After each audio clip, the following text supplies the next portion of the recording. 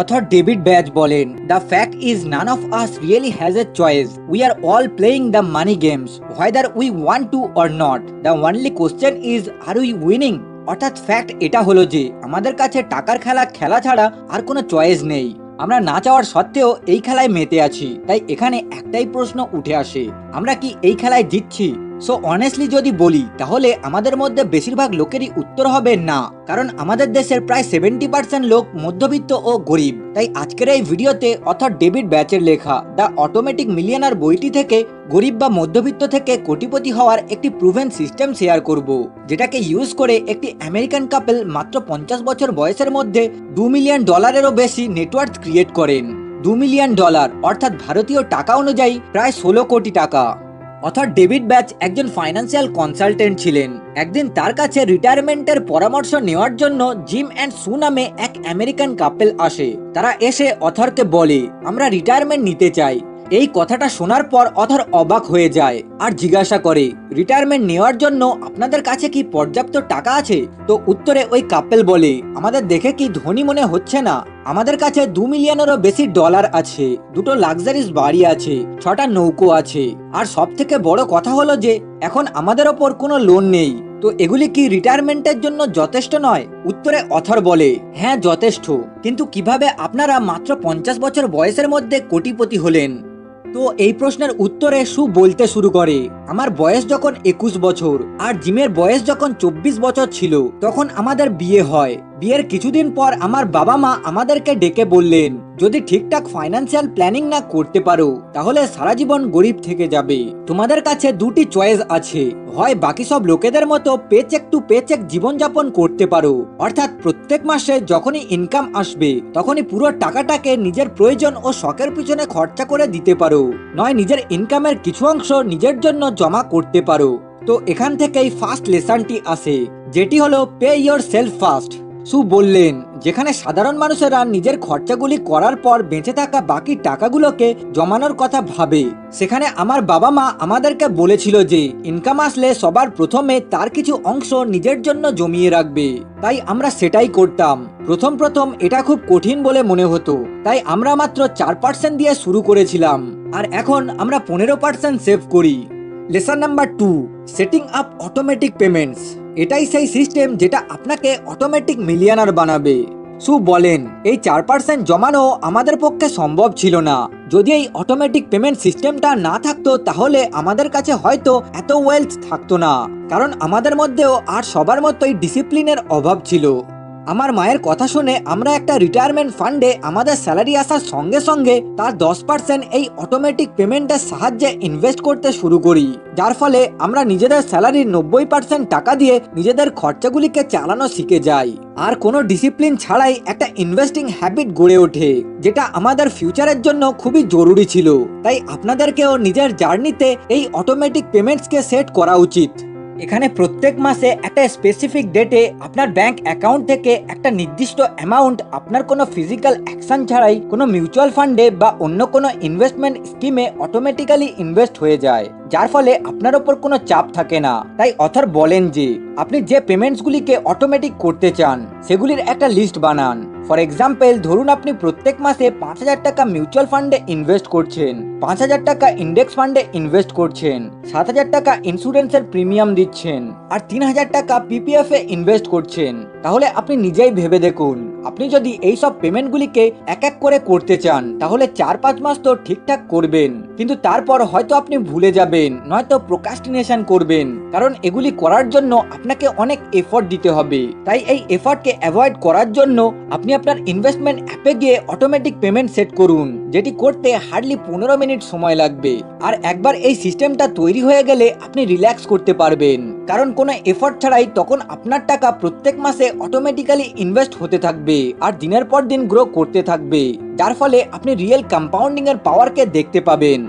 Lesson number 3, the latte factor. Gym and সু বলেন, যখন আমাদের নতুন বিয়ে হয়েছিল তখন আমরা ডেইলি $7 করে ল্যাটে কফি ও সিগারেটের পিছনে খরচা করতাম, যেটা ছিল আমাদের জন্য অপ্রয়োজনীয় একটা খরচা। তাই আমাদের বাবা মা আমাদেরকে বলেছিল, তোমরা যদি ল্যাটে কফি ও সিগারেটের পিছনে খরচা করা বন্ধ করে ওটাকে সেভ করো, তাহলে মাত্র 3 বছরের মধ্যে ইনস্টলমেন্টে একটা নতুন বাড়ি কিনতে পারবে। কারণ প্রতিদিন যদি তোমরা ল্যাটে কফি ও সিগারেটের পিছনে $7 করে খরচা করো, তাহলে প্রত্যেক মাসে $210 আর প্রত্যেক বছরে $2520 খরচা হবে। আর এইরকম ভাবে যদি 3 বছর চলে, তাহলে 3 বছরে মোট $7560 খরচা হবে, যেটা ইনস্টলমেন্টে একটা নতুন বাড়ি কেনার জন্য যথেষ্ট। তাই আমরা এটাকে ইমপ্লিমেন্ট করি আর সত্যি একটা নতুন বাড়ি কিনে নিই। তারপর অথর বলেন, আপনি কত টাকা ইনকাম করছেন তাতে কোনো যায় আসে না, আপনি আপনার ইনকাম থেকে কত টাকা সেভ করছেন তাতেই যায় আসে। কারণ একটা সাধারণ মানুষের ইনকাম বাড়ার সাথে সাথে তার খরচাও দিনের পর দিন বাড়তে থাকে। তাই অথর আমাদেরকে এই ল্যাটে ফ্যাক্টর কনসেপ্টটাকে ইউজ করতে বলেন। এটাকে বোঝানোর জন্য অথর বলেছেন, আপনি যদি প্রতিদিন স্টারবাক্সে গিয়ে একটা করে ল্যাটে কফি খান, তাহলে আপনি প্রতিদিন এই ল্যাটে কফির পিছনে $3.5 অর্থাৎ 250 থেকে 300 টাকা খরচা করবেন। আর যদি আপনি জিম অ্যান্ড সুয়ের মতো ডেলি 1 প্যাকেট করে সিগারেটও খান, তাহলে প্রতিদিন আপনার অপ্রয়োজনীয় খরচা হবে 400 টাকা। প্রতিদিন যদি 400 টাকা করে খরচা হয়, তাহলে মাসে 12,000 টাকা খরচা হবে। আর যদি আপনি এই অপ্রয়োজনীয় খরচাটা না করে যদি একটা এসআইপি করেন, তাহলে এর রেজাল্ট দেখলে আপনি অবাক হয়ে যাবেন। 12,000 টাকা করে প্রত্যেক মাসে ইনভেস্ট করে যদি 10% রিটার্নও আনা যায়, তাহলে 30 বছর পর আপনার কাছে মোট 2,73,51,000 টাকা থাকবে।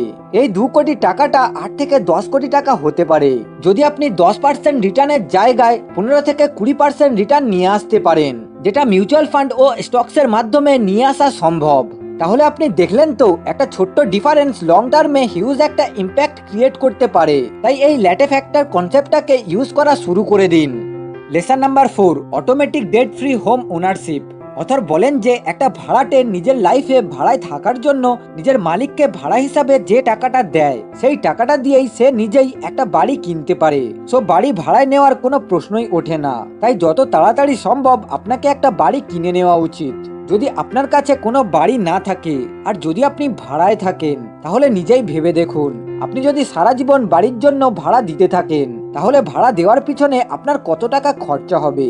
আর এত টাকা খরচা করার পরেও আপনার কাছে নিজের কোনো বাড়ি থাকবে না। কিন্তু যদি আপনি ওই টাকাটা ভাড়ায় দেওয়ার পরিবর্তে হোম লোনের ইএমআই দেওয়ার পিছনে খরচা করেন, তাহলে হোম লোনের ইএমআই দিতে দিতে একদিন আপনি বাড়িটার মালিক হয়ে যাবেন, যার ফলে একটা সময় পর আপনার আর কোনো রেন্টাল এক্সপেন্স হবে না। তাই আপনার অনেক টাকা বেঁচে যাবে। অথর আরো বলেন যে যদি আপনার হোম লোন থাকে, তাহলে আপনি ওই লোনের ইএমআই মান্থলি পেমেন্ট করার পরিবর্তে প্রত্যেক 2 সপ্তাহ ছাড়া পেমেন্ট করতে পারেন। আর ওই পেমেন্টটাকেও আপনি অটোমেটিক করতে পারেন। ফর এক্সাম্পল, যদি আপনার লোনের ইএমআই 10,000 টাকা হয়, তাহলে আপনি 10,000 টাকা একেবারে পেমেন্ট না করে প্রত্যেক 2 সপ্তাহে অর্থাৎ প্রত্যেক 15 দিনে 5,000 করে পেমেন্ট করুন। যার ফলে মাসে তো আপনাকে 10,000 টাকাই পেমেন্ট করতে হবে, কিন্তু লোনের মোট ইন্টারেস্ট কমে যাবে। কারণ মান্থলি ইএমআই পেমেন্ট করলে বছরে মোট 12টা কিস্তি হবে, কিন্তু যদি 15 দিন অন্তরে পেমেন্ট করা হয়, তাহলে বছরে মোট 26টা পেমেন্ট হবে, যেটা মোট 13টা কিস্তির সমান হবে। এই কনসেপ্টটাকে ব্যবহার করে জিম অ্যান্ড সু 30 বছরের হোম লোনকে অটোমেটিক পেমেন্টের সাহায্যে মাত্র 25 বছরের মধ্যে শোধ করে দেয়। তাই লোন শোধ করার জন্য 15 দিন অন্তরে পেমেন্ট করার এই কনসেপ্টটাকে অটোমেটিক পেমেন্টে কনভার্ট করে দিন। Lesson number 5, make a charity with automatic payments. Author বলেন যে একটা ধনী হওয়ার জার্নিতে আপনাকে আপনার ইনকামের কিছু অংশ চ্যারিটিতে দান করা উচিত, সেটাও অটোমেটিক। অথর এর 3টি কারণও বলে। প্রথম কারণ, চ্যারিটিতে দান করলে আপনি ইমিডিয়েটলি কোটিপতিদের মতো ফিল করবেন। কারণ সাবকনসিয়াসলি আমাদের মাইন্ড ভাবে যে শুধু ধনী লোকেরাই দান করে, তাই আপনিও নিজেকে ধনী বলেই মনে করবেন। দ্বিতীয় কারণ, নিজের ইনকামের 1% চ্যারিটিতে দান করলে আপনার কোনো যায় আসবে না। যেমন যদি আপনার ইনকাম 20,000 টাকা হয়, তাহলে প্রত্যেক মাসে যদি 200 টাকা করে চ্যারিটিতে দান করেন, তাহলে আপনার কোনো যায় আসবে না, কারণ মাত্র 200 টাকা আপনি যেখানে সেখানে খরচা করে দেন। তৃতীয় এবং শেষ কারণটি হলো, এটা আপনার লাইফে খুব স্যাটিসফ্যাকশন দেবে। যখন আপনি জানতে পারবেন যে আপনি আপনার মেহনত করা টাকা দিয়ে এই পৃথিবীতে কোনো ভ্যালু অ্যাড করছেন, তখন আপনি নিজের সম্বন্ধে খুব ভালো ফিল করবেন আর নিজের নজরে আপনার সম্মানও বেড়ে যাবে। অ্যাকচুয়ালি এই বইটার মেন কনসেপ্টই হলো অটোমেটিক পেমেন্টস, যাতে অথর আমাদেরকে বলেছেন আপনি আপনার সমস্ত পেমেন্টগুলিকে অটোমেটিক করে দিন, যাতে আপনার ধনী হওয়ার জার্নিতে আপনার ডিসিপ্লিন বাঁধা হয়ে না দাঁড়ায়। কারণ if it requires lot of discipline it probably won't work. যে কাজে ডিসিপ্লিনের প্রয়োজন পড়ে সেই কাজ বেশিরভাগ সময়ে সম্পূর্ণ হয় না। তাই আপনি নিজের পেমেন্টসগুলিকে অটোমেটিক করে এই সিস্টেমটাকে কাজে লাগান, যাতে আপনি অটোমেটিক মিলিয়নার হয়ে যেতে পারেন। তো এই কথাগুলো আমি অথর ডেভিড ব্যাচের লেখা দ্য অটোমেটিক মিলিয়নার বইটি থেকে বলেছি। যদি এই বিষয়ে আরো ডিটেলসে জানতে চান তাহলে এই ভিডিওর ডেসক্রিপশনে দেওয়া লিঙ্ক থেকে গিয়ে এই বইটা কিনে পড়তে পারেন। সবশেষে যদি এই ভিডিওটা একটুও ইনফরমেটিভ মনে হয় তাহলে ভিডিওটাকে আপনার বন্ধু বান্ধব আত্মীয় স্বজনের সঙ্গে শেয়ার করুন। আর যদি আপনি এই ভিডিওটাকে ফেসবুকে দেখে থাকেন তাহলে ফলো করুন, আর ইউটিউবে দেখে থাকলে চ্যানেলটাকে সাবস্ক্রাইব করুন।